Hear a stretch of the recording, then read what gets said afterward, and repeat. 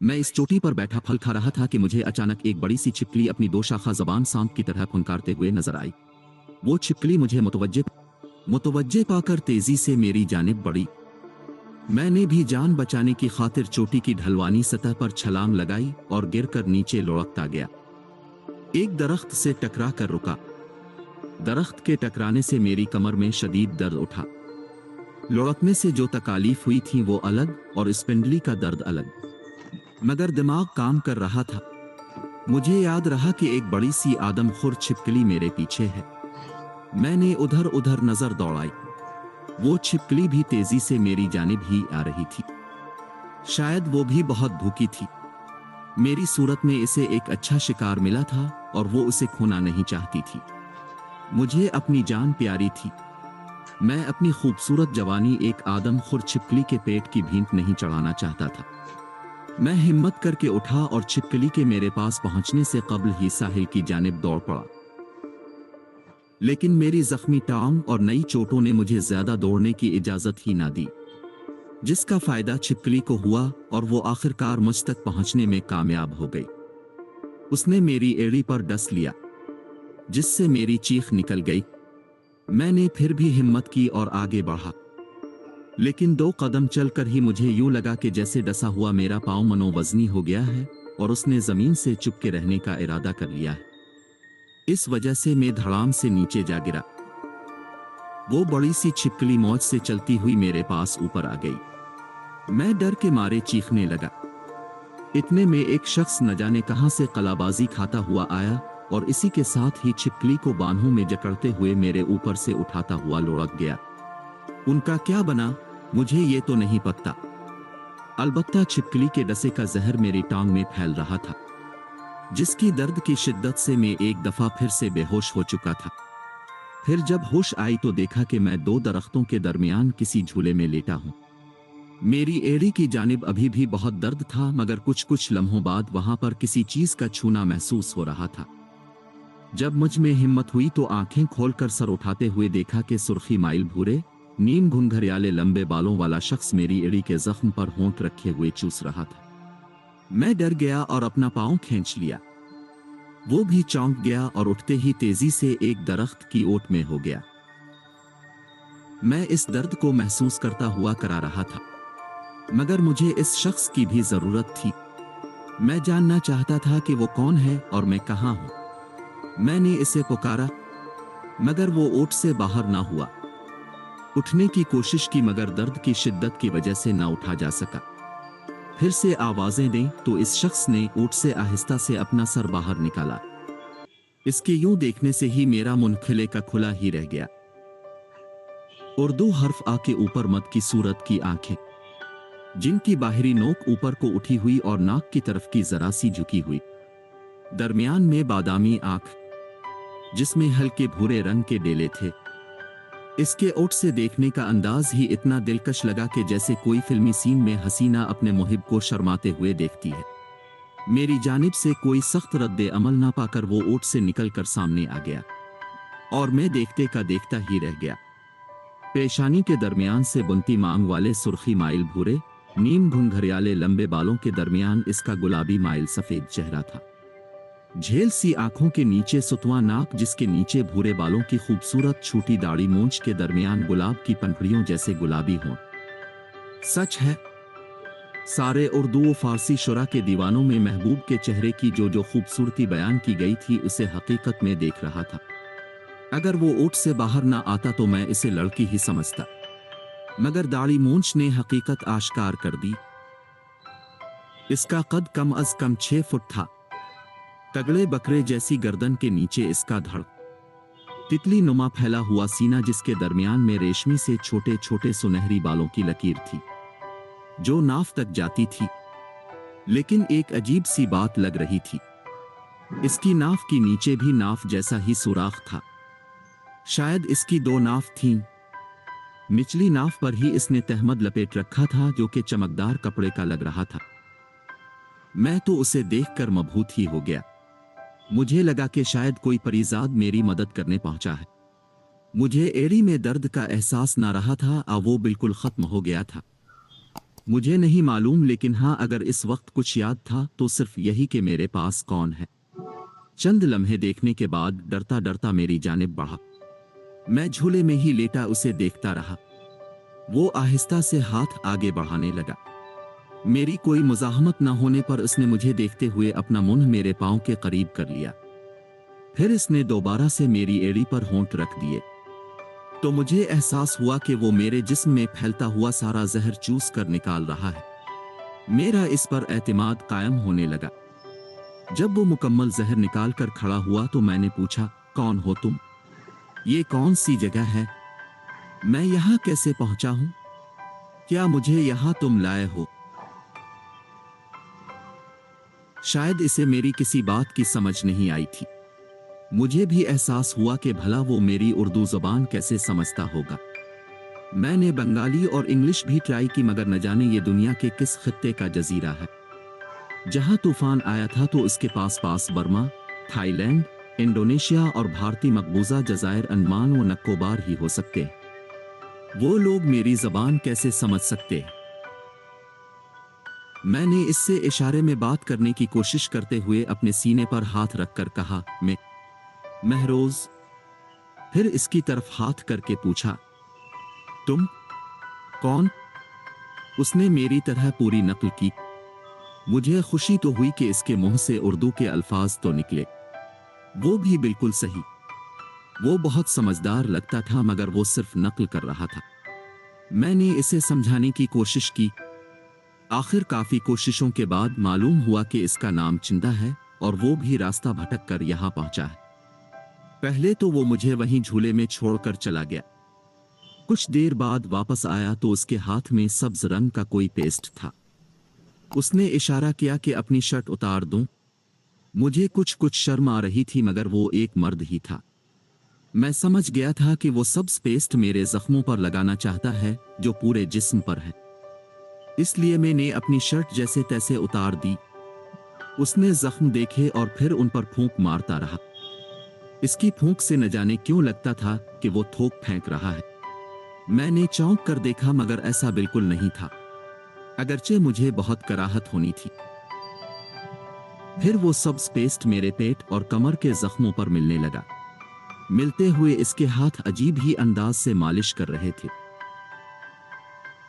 मुझे इससे जलन हुई, मगर उसने तसल्ली दी और फिर छाल की पट्टी मेरे जख्मों पर बांध दी। इससे मुझे अंदाजा हुआ कि मेरी पेंडली पर भी इसी ने पट्टी बांधी थी। इसके बाद इसने टांगों के जख्मों पर भी पेस्ट लगाया और छाल की पट्टी बांध दी। वो ये काम कर चुका तो इसने हाथ उठाकर हालो कहा और वहां से जाने लगा। मैंने इसे आवाज देकर रोकना चाहा, मगर वो ना रुका और साहिल की तरफ जाते हुए नजरों से ओझल हो गया। मैंने पास पड़े फल खाए जो वो रख गया था और रब के हुजूर इस मुसीबत से निकलने की दुआ मांगता रहा और मैं शर्ट पहनकर फिर से सो गया। शाम के वक्त सोकर झूले से उठा। इतने में ही चिंदा को आते देखा। वो सुबह से भी ज्यादा हुसैन लग रहा था। इसका गोरा बदन चमक रहा था। इसके सीने पर एक जबरदस्त का हार था जिसकी लड़ी में मोती पिरोए हुए थे। हार की दोनों जानिब इसके सीने पर पिस्तान तो कुछ यूं थे कि जैसे छोटी सी स्ट्रॉबेरी हो। वो मुझे बहुत अट्रैक्ट कर रहे थे। वो मेरे पास आ खड़ा हुआ तो मैं चौंका और खुद को डांटने लगा कि वो एक मर्द है और तुम भी, और तुम उसके बारे में ये क्या खुराफात सोच रहे हो। उसने मेरा हाल अहवाल पूछा। 2 दिन इसने मेरी खूब तीमारदारी की। मैं काफी सेहतमंद हो गया। इसकी दवा ने वाकई तेज तर असर किया था। मेरे सारे जख्म भी मिट गए थे। मैं मेहनत करके उसे उर्दू ज़बान सिखाता रहा और मेरी खुशबख्ती थी कि वो जल्द सीखता रहा। वो बहुत समझदार था। उसने मुझे बताया कि इसी ने मेरी जान बचाई थी। जब मैं समंदर में डूब रहा था तो वो वहीं पास मौजूद था। हाँ, लेकिन मुझे फिर भी अजीब लगता था कि उसने तूफान में मेरी जान कैसे बचा ली, जबकि मैं डूब रहा था और उसके अपने पास कोई कश्ती मौजूद नहीं है। 2 दिन बाद जब मैं बिल्कुल ठीक हो गया तो उसने मुझे अपने साथ चलने को कहा। मैंने हाँ की और चल पड़ा। साहिल पर पहुंचकर इसने एक जानिब इशारा किया।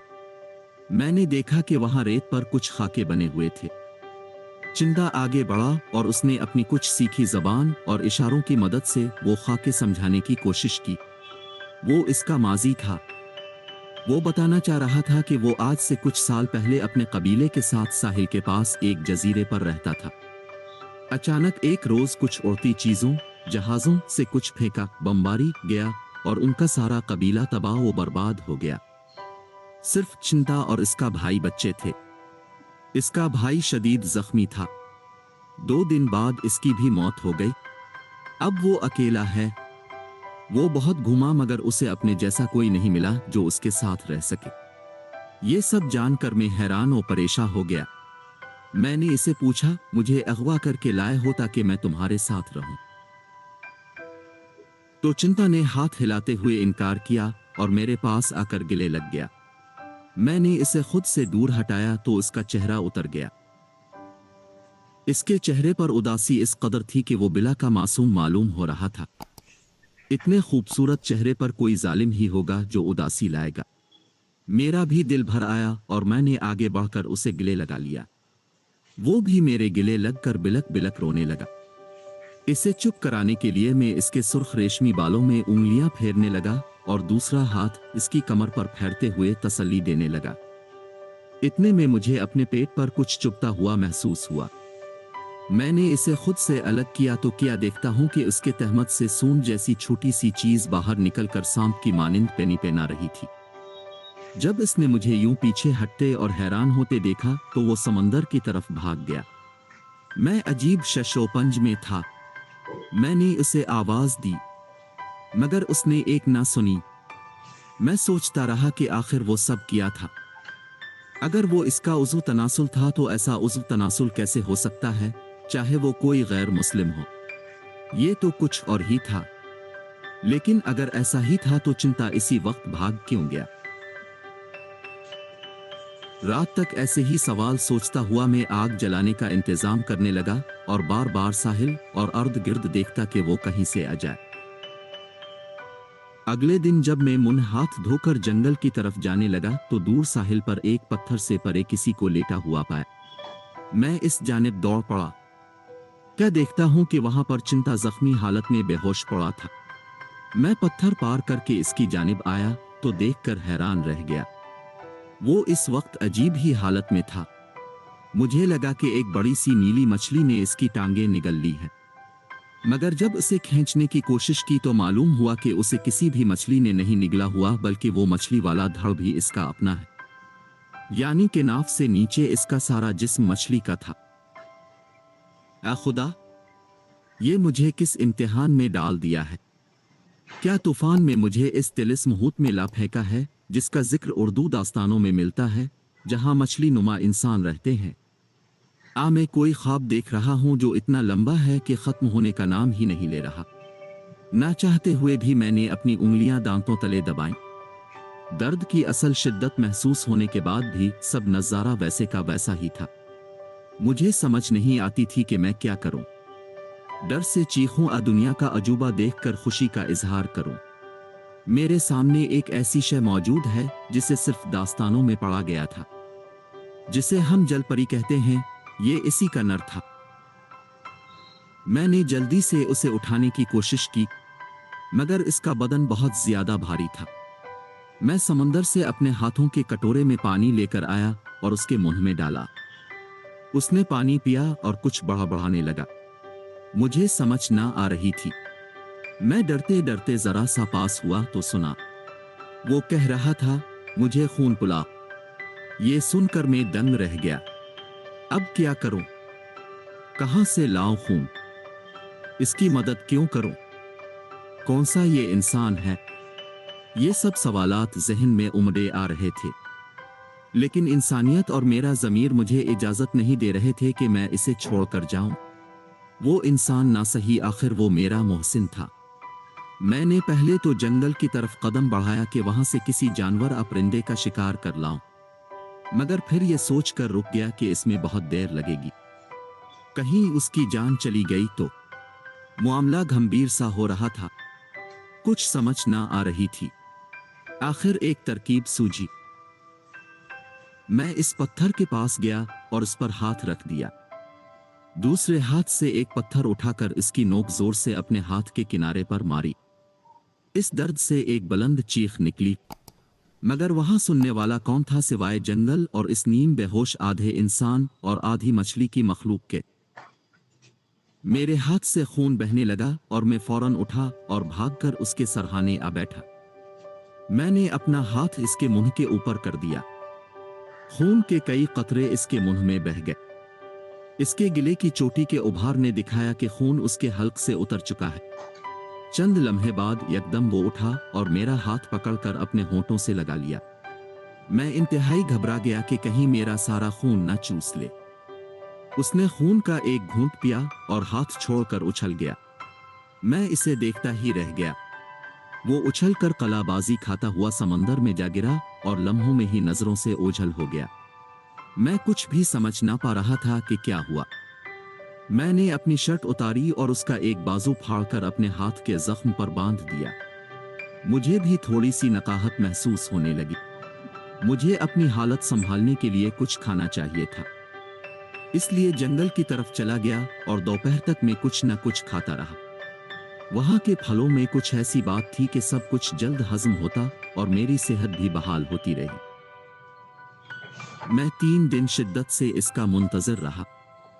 कई बार समंदर में उतरकर उधर उधर मोहतात होकर तैरता हुआ इसे तलाश करता रहा, मगर वो कहीं भी नजर ना आया। आखिर चौथे दिन जब सूरज बादशाह का दौर खत्म हुआ और रात पर चांद राजा की हुकूमत हो गई, तो मामूल के मुताबिक अपनी पेंट के निशान के पास आकर बैठ गया। देखा कि चिंता पत्थर के पास अपने सफेद चमकदार तहमद में मलबूस मेरा मुंतजिर था। से देखकर मुझे बहुत सुकून मिला। वो इंसान नहीं था तो क्या हुआ, उसने मेरी जान बचाकर इंसानियत दिखाई थी। मेरे हाथ का जख्म अभी भी काफी था, मगर उसके जिस्म पर अब कोई जख्म का निशान नहीं था, बल्कि जिस्म भी सफेद और सुर्खी माइल था।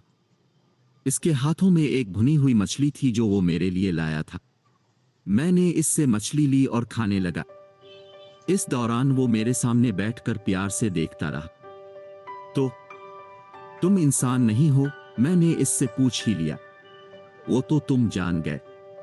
हाँ, मैं पानी की मखलूक हूं।